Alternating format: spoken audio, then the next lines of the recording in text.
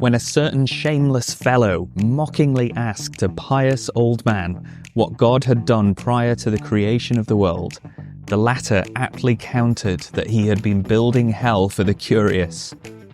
Well, that is John Calvin in Book 1 of the Institutes of the Christian Religion. In today's bonus episode, we're going to be looking at Calvin's humour in order to answer the question, was John Calvin funny? Not the kind of thing many people associate with Calvin as his humour.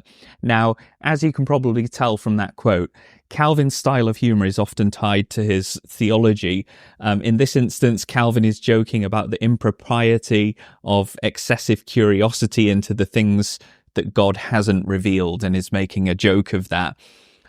Calvin is also pretty withering about the enormous number of relics in use in many churches, and which were often used to fleece pilgrims of money in exchange for favour or healing, that sort of thing. So Calvin's work, A Treatise on Relics, its longer name is full of sarcasm.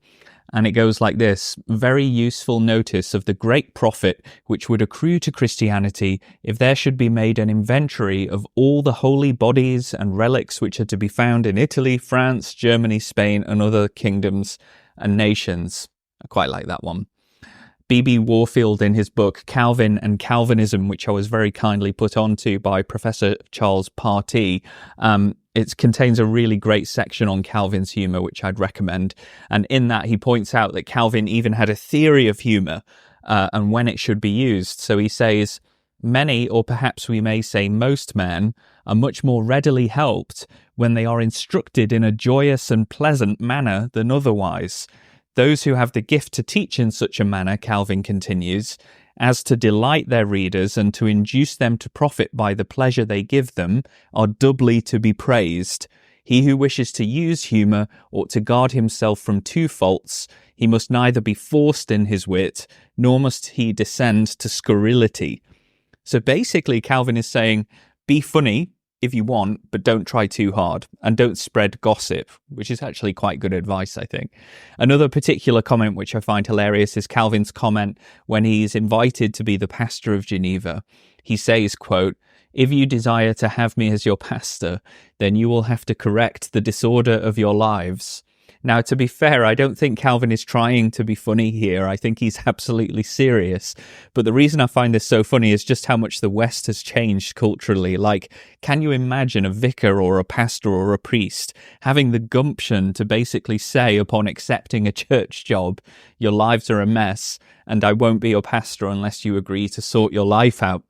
They'd be kicked out the door before they'd even moved in, wouldn't they? So, big respect to Calvin on that for just sheer audaciousness.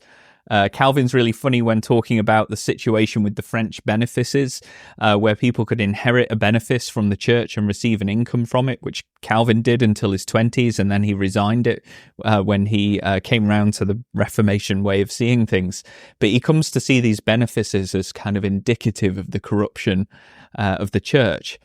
So Calvin says this: in short, priestly livings are conferred for this purpose, not to benefit the churches, but those men who receive them. These are accordingly called benefices, for by this name they sufficiently declare that they regard them as nothing but the largesse of princes, who thus either court the knight's favour or reward their labours. I pass over the fact that these prizes are conferred upon barbers, cooks, muleteers, and such dregs of humanity. Today, the courts resound with more lawsuits over priestly offices than almost anything else, so that you may say that they are little more than prey cast to dogs to hunt. So there again, while Calvin is describing a clear abuse of church benefices and is appalled by the corruption that's going on, he's also very funny, I think, in the way he describes it. So is Calvin funny? I find that Calvin can be very funny indeed, either intentionally or otherwise. If you want to read more into this, be sure to check out B.B. Warfield's chapter on creation in his book Calvin and Calvinism. You can find a PDF of it online for free if you just type it into Google.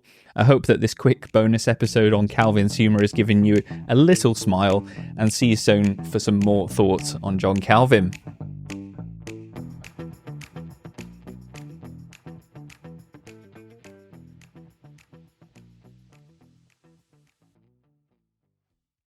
Thank you for listening to the John Calvin podcast. For early access, bonus episodes, and a range of community benefits, sign up at johncalvinpod.com/support. That's johncalvinpod.com/support.